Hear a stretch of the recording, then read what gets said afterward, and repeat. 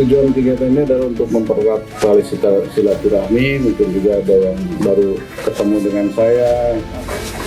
Alhamdulillah kebersamaan dan meningkatkan prestasi serta sportivitas para atlet prajurit TNI, Polri dan masyarakat, sekaligus mencari atlet baru berprestasi dalam cabang Jetski.